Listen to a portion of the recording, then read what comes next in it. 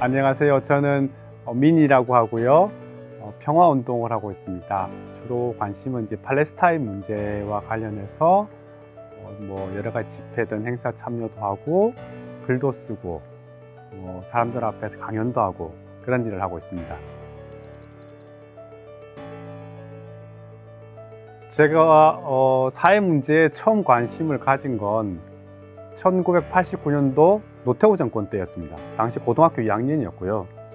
팔레스타인 문제에 대해서 알게 된 건 2003년도였습니다. 2003년도에 미국이 이라크를 침공했었고, 그때 전 세계적으로 반전 평화운동 이런 게 굉장히 많이 이제 벌어졌었고, 한국도 그 전에 그런 일이 있었을까 싶을 만큼 한국 내부의 문제가 아닌 국제적인 문제로 그 당시에 이제 이라크 전쟁에 반대하는 평화운동이 크게 일어났었고, 저도 그때 처음으로 이라크가 있다, 중동이 있다 이런 것을 이제 알게 됐습니다. 우연히 이제 팔레스타인이라는 것도 알게 됐고, 알다 보니까 예를 들면 팔레스타인 어린이들이 이스라엘 탱크를 향해 돌 던지는 사진 이런 걸 보니까 진짜 심장이 쿵 하더라고요. 어떻게 이런 일이 있을 수 있나 싶어서 그때부터 이제 팔레스타인 문제에 관심을 가지기 시작했고, 모임도 만들고 공부도 하고 그렇게 하게 됐습니다.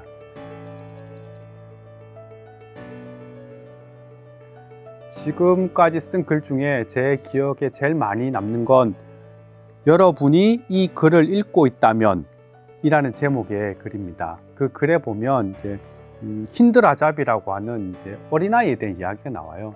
힌드 라잡은 사망 당시에 5살이었고요. 친척들과 함께 피난을 가기 위해서 이제 차를 타고 있는데, 그 차를 타고 있는 차량을 이스라엘 탱크가 공격을 합니다. 그래서 같이 있던 친척들 죽고, 먼저 힌드 라잡이 살아 있었어요. 그래서 팔레스타인 적신월사, 한국으로 치면 적십사사죠. 적신월사와 이렇게 전화 통화를 하게 되는데, 빨리 와서 저를 구해주세요, 도와주세요라고 전화 통화하는 음성 녹음이 지금도 그대로 남아 있습니다. 그래서 적신월사에서 힌드 라잡을 구하기 위해서 구급차를 보냈는데, 이 전쟁 상황도 이스라엘이 계속 공격을 하니까 이스라엘의 허가 없이는 현장에 접근을 할 수가 없는 거예요. 그래서 겨우겨우 이스라엘 허가를 받아서 구급차하고 구급대원이 힌드 라잡을 구하러 갔는데, 그 구하러 가는 구급차와 구급대원마저 이스라엘 공격에서 죽었고, 힌드 라잡도 결국 이스라엘 공격으로 그 자리에서 죽었습니다. 심지어 이들의 시신을 찾는데도 이스라엘이 계속 허가를 내주지 않아서 여러 날 뒤에 현장에 가보니 여러 구의 시신이 형체를 알아볼 수 없었고, 타고 있던 차량도 완전히 이제 파괴된 그런 상태였던 거죠. 제가 이 글에다 힌드 라잡 얘기를 적었는데요. 관련된 영화도 만들어진 걸로 알고 있고요. 제가 왜 힌드 라잡에 관한 이야기를 적었냐면, 2023년 10월 7일 이후에 이스라엘의 공격으로 죽은 팔레스타인 가자 지구 사람이 7만 명이 넘습니다. 그 중에 한 명인 거죠. 언론 기사나 자료에서 숫자 이렇게 나오지만, 사실은 그 한 명 한 명의 인생이 있다는 거죠. 누군가의 가족일 거고, 친구, 이웃일 거고요. 한 명 한 명이 꿈도 있고, 사랑도 있고, 미움도 있고, 슬픔도 있고, 바램도 있을 겁니다. 우리가 똑같은 인간인데, 그 한 인간, 그 7만 명의 인간, 그 인생이 있다는 얘기를 하고 싶었고, 그래서 그렇게 이스라엘 공격으로 죽은 한 사람의 이야기를 짧게나마 그 글에 쓰고 싶었습니다.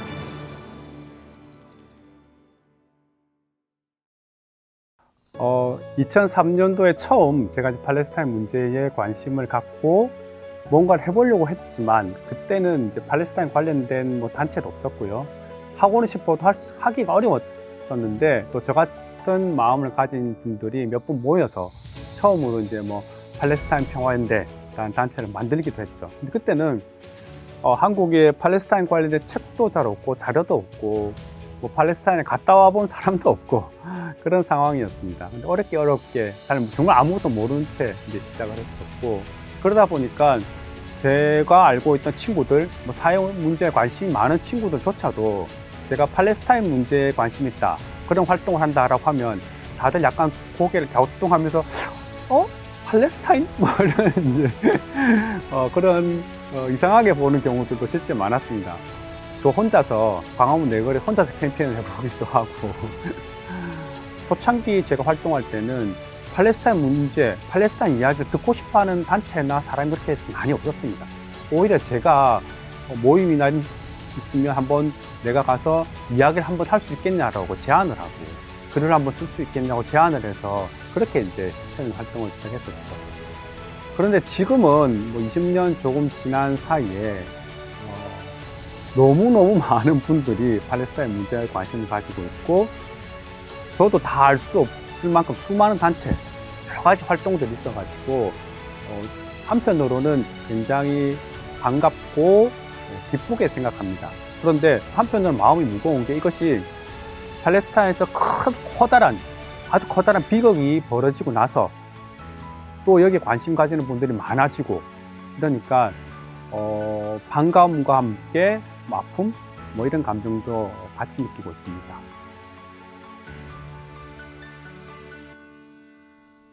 오카마리라고 하는 일본 교수가 쓴 가자란 무엇인가 라는 책이 있습니다.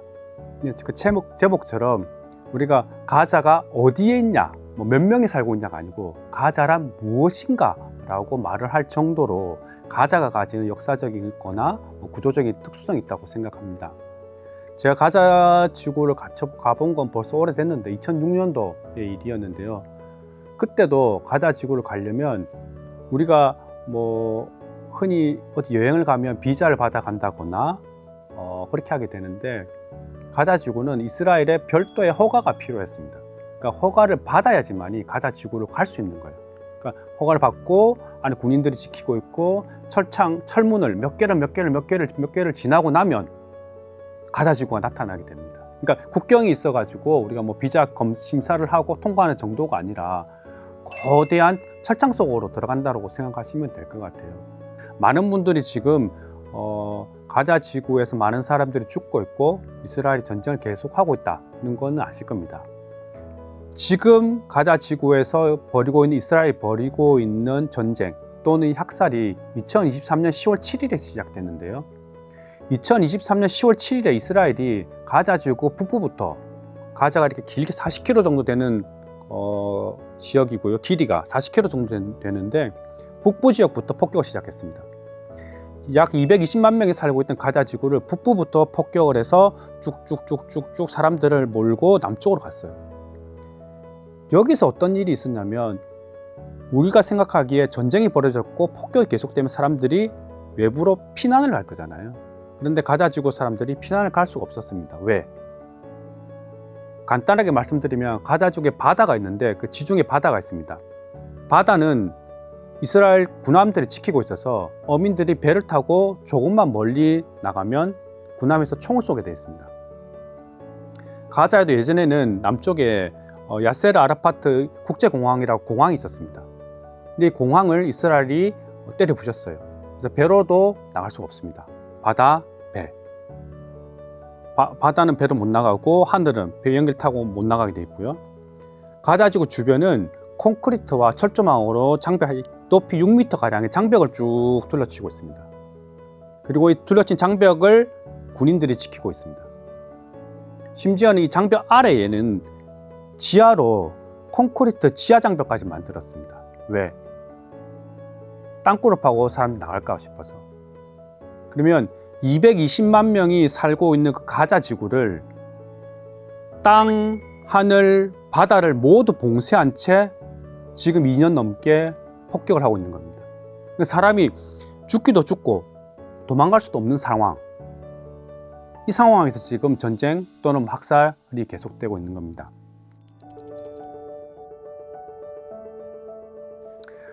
이스라엘이 이제 가장 자주 쓰는 말 또는 한국에 와 있는 주한 이스라엘 대사가 이제 어디 인터뷰를 하거나 할 때 자주 쓰는 말이 이런 게 있습니다. 이스라엘이 중동 지역에서 유일한 민주주의 국가다 라는 게 있습니다. 지난 겨울에 윤석열 탄핵 집회할 때 보시면 아시겠지만 민주주의라고 하면 최소한 그 민중들 또는 시민들이 자신의 이야기를 죽임당하지 않고 할 수 있어야 되잖아요. 근데 이스라엘은 어떻습니까? 팔레스타인 가자 지구, 서한 지구에서 어떤 팔레스타인이 내가 이스라엘이 좋다, 싫다 자유롭게 얘기할 수 있습니까? 언론을 통해서 자기의 이야기를 전하고 팔레스타인 사람 이야기를 전하다가 폭격을 맞고 머리에 그대로 머리에 총을 맞아 죽은 기자들이 한두 명이 아닙니다. 그게 어떻게 민주주의 사회입니까? 좋습니다. 그러면 팔레스타인 가자 지구 사한지구를 빼고라도 이스라엘 시민권자 중에 20% 내지 21%가 팔레스타인계입니다. SNS에 가자의 상황이 너무 안타까워요 라고 글을 썼어요. 어떻게 되겠습니까? 체포됩니다. 거리에 나서 시위를 한 것도 아니고 싸운 것도 아니고 가자에서 벌어지는 일이 너무 가슴 아파요 라고 SNS에 남겼다고 체포되는 이게 어떻게 민주주의입니까? 그래서 저는 이제 이스라엘이 지금 큰 거짓말을 하고 있다라고 생각을 하고요. 또 하나는 이스라엘에 대해 가지는 환상 중에 하나 중에 예를 들면 이런 게 키부츠라는 게 있습니다. 키부츠가 어디에 생겼습니까? 팔레스타인 사람들이 살고 있던 그 마을, 그 땅을 이스라엘 사람들이 빼앗고 거기에 살고 있던 팔레스타인 사람들을 내쫓고 거기 위에다가 자신들의 마을 또는 농장을 만드는 게 키부츠입니다.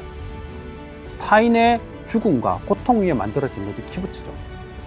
근데 이것을 과연 우리가 어떤 이상향, 공동체의 어떤 로망 이런 식으로 보고 듣기 느끼는 것이 합당한 일인지 저는 그런 생각을 합니다.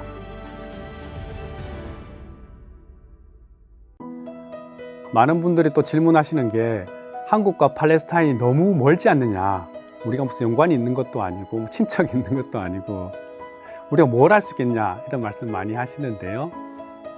하실 수 있는 것은 굉장히 많습니다. 예를 들면 저희가 서울에 있는 이스라엘 대사관 앞에서 격주마다 토요일 날 집회를 하고 있습니다. 그때 한번 나와 주셔도 좋을 것 같고요. 그 다음에 한국에는 팔레스타인에서 생산한 올리브유를 판매하고 있는 곳이 있습니다. 그래서 작은 거지만 그 올리브유를 통해서 서로가 서로를 느낄 수 있는 기회가 있었으면 좋겠고요. 또 기회가 된다면 요즘 팔레스타인과 관련된 책도 있고 영화도 있으니까 혼자 보셔도 좋고 주변 분들하고 같이 보시면서 대화를 나누셔도 좋을 것 같고요. 또 기회가 되신다면 제가 이제 학교나 사회단체 같은 데 강연도 가니까요. 그래서 학생분들과 같이나 굉장히 관심이 많으시더라고요. 제가 막상 가보면. 그러면 이제 제가 학교에 제가 가고 싶다고 할 수 있는 건 아니니까 학교에서 한번 불러주시면 저뿐만 아니라 여러 사람이 있으니까 활동하는 사람들이 가서 학생분들과 같이 이야기도 나눌 수 있을 것 같고요. 그래서 한 분 한 분과의 만남, 교류 이런 것들이 좀 더 많아졌으면 하는 바람입니다.